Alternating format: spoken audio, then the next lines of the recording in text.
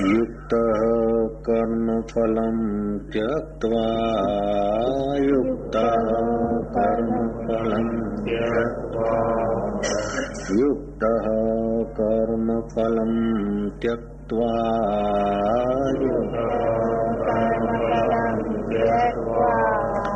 शान्तिम् आप्नोति नैष्ठिकम् शान्तिम् आप्नोति नैष्ठिकम् शान्तिम् आप्नोति नैष्ठिकीम्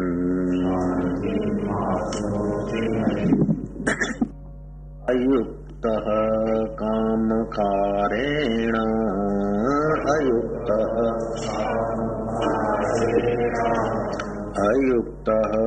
कामकारेण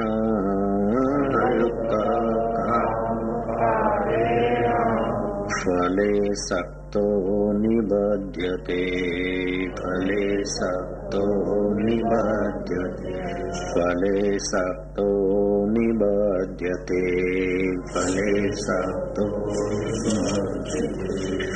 कर्मयोगी कर्मों के फल का त्याग करके भगवत प्राप्ति रूप शांति को प्राप्त होता है और सकाम पुरुष कामना की प्रेरणा से फल में आसक्त होकर बंध जाता है। इस श्लोक से तो ऐसा लगता है कि बड़ा आसान और बड़ा सहज जीवन जीने की कला मिलती है। साधु बनकर तपस्वी होकर वो सन्यासी होकर परमात्मा को पाना तो जरा जन साधारण के लिए कठिन है, लेकिन ये श्लोक तो ऐसा है कि तुम जहाँ हो जैसे हो तुम्हारे पास जो भी है, चाहे ज्यादा धन है चाहे कम धन है, ज्यादा पढ़ाई है कम पढ़ाई है, ज्यादा विस्तार है चाहे कम विस्तार है, तुम जहाँ हो वहीं से ईश्वर प्राप्ति तुम्हारे लिए सुगम हो सकती है। बड़ा सहज में है। युक्त कर्म फलम त्यक्त्वा शांति मापनोति नैष्ठिकम। योगी शांति पाते हैं एकांत गुफा में, लेकिन उस एकांत गुफा की शांति में भी कृष्ण राजी नहीं हो रहे। कृष्ण कहते नैष्ठिकम शांति। युद्ध चल रहा हो, मार काट, हाथी घोड़े चींखते हो, हाथी चिंखाड़ते हो, घोड़े हुंकारते हो, मल और योद्धे तरह मुँह छेड़ते और तलवार और भालों की नोक सजाते हो, उस समय भी तुम शांत रह सको, उस समय भी तुम्हारे जीवन की दिशा सही हो सके, उस समय भी तुम्हारी बंसी बज सके, भीतर के गीत गूंज सके। युद्ध के मैदान में कृष्ण जैसे निश्चिंत है, ऐसे संसार के इस राग द्वेष के, काम क्रोध के, मेरे तेरे के चाहों और से अशांत युग में भी तुम्हारे दिल की बंसी बजती रहे, ऐसा दिलबर कृष्ण तुम्हें समझाना चाहते हैं। मंदिर में जाकर पूजा करना ठीक है, लेकिन तुम जहाँ खड़े हो वहीं मंदिर खड़ा हो जाए, ये कृष्ण कला बता रहे। यज्ञ की वेदी पर धर्म संपन्न करना ये अच्छा है, सुंदर है, लेकिन तुम जो कुछ कर्म करो वो यज्ञ हो जाए, ये इशारा कृष्ण दे सकते हैं। तुम गिरी गुफा में जाकर समाधि करो और योग सामर्थ्य और योग सिद्धि पाओ, ये अच्छा है, सुंदर है, लेकिन जो तुम करते हो वही योग सिद्धि का मोक्ष द्वार खोल दे, ये कृष्ण का संकेत है। तुम सत्पुरुषों को खोजकर गिरी गुफाओं में महापुरुषों के चरणों में 12-12 वर्ष झाड़ू बुहारी करके अंतःकरण शुद्ध करो, फिर तत्ववेता महापुरुष को खोजो और तत्विद्धि प्रणिपातेन परिप्रश्नेन सेवया उपदेशन्ति ते ज्ञानम ज्ञानिनः तत्वदर्शिना। ऐसे तत्वदर्शी ज्ञानी को खोजकर आत्मज्ञान पाकर मुक्त हो जाओ, ये तो अच्छा है, लेकिन तुम जहाँ हो वही मुक्ति के गीत गूंजने लगे, ये कृष्ण बता रहे। युक्त कर्म फलम त्यक्त्वा शांति मापनोति नैष्ठिकम। ध्यान द्वारा जो शांति है वो कईयों को नाम जप करते हैं, ज्योत निरंजन ओमकार, निरंकार अथवा भूर्भुवस्व अथवा और कोई, और थोड़ा वातावरण अनुकूल होता है तो शांति आती है, लेकिन बच्चा जरा मैं चैं पुकार देता है, शांति चली जाती। कभी कभी ध्यान भजन करते वातावरण शुद्ध होता है, सुबह की सुंदर मधुर हवाएं होती है, कुछ प्राणायाम आदि किए, मन और प्राण स्वच्छ हुए, थोड़ी शांति मिली, लेकिन ये शांति एक दिन मिली, दूसरे दिन उतनी की उतनी मिले ये जरूरी नहीं, दूसरे दिन गड़बड़ भी हो सकती है और थोड़ी ज्यादा भी मिल सकती है, और तीसरे दिन फिर शांति ठन पाल हो जाती है। वो नैष्ठिकम शांति नहीं है, वो साधन के अधीन शांति है। भोगी को जो शांति या सुख मिलता है वो भोग के अधीन शांति है। भोग के अधीन शांति भोक्ता का समय, शक्ति, आयुष और पुण्य बर्बाद करता है। योग के अधीन शांति भोगी की अपेक्षा हजार गुना अच्छी है।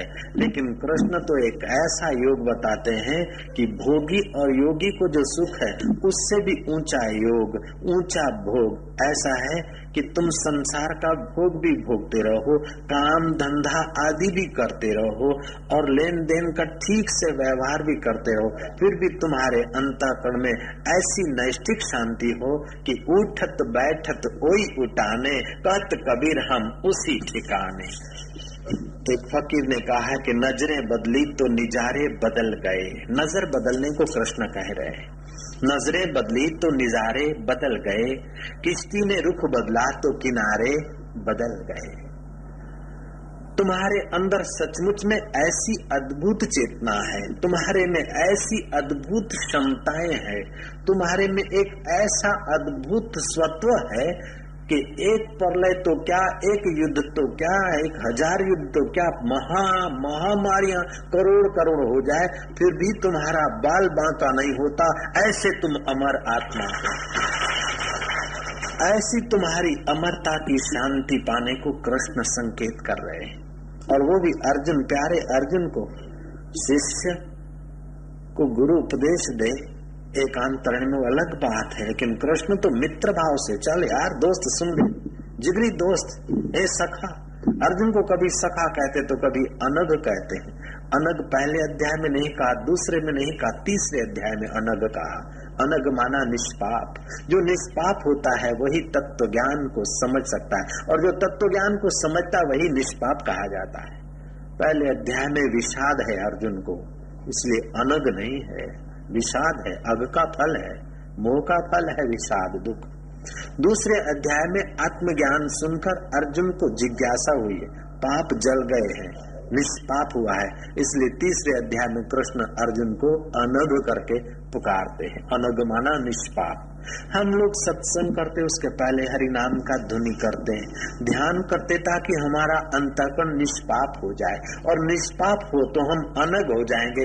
जैसे अर्जुन अनग हुआ और कृष्ण की गीता को युद्ध के मैदान में सुनकर उसका साक्षात्कार कर लिया, ऐसे इस मैदान में गीता के ज्ञान का साक्षात्कार हो जाए।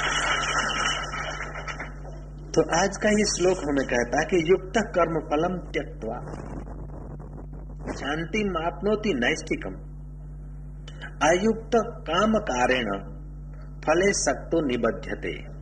कर्मयोगी कर्म के फल का त्याग करके भगवत प्राप्ति रूप शांति को प्राप्त होता है, और सकाम पुरुष कामना की प्रेरणा से फल में आसक्त होकर बंध जाता है।